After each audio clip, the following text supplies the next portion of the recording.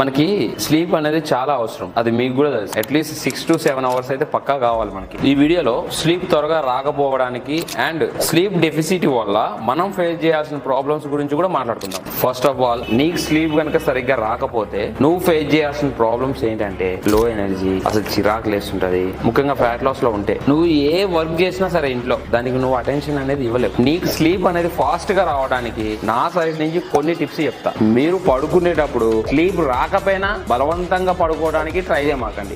మీకు ఎప్పుడు స్లీప్ వస్తే అప్పుడే పడుకోరు, బట్ గట్టిగా అనుకో నెక్స్ట్ డే మాత్రం 5 to 6 కల్లా లేచేలా చూసుకో.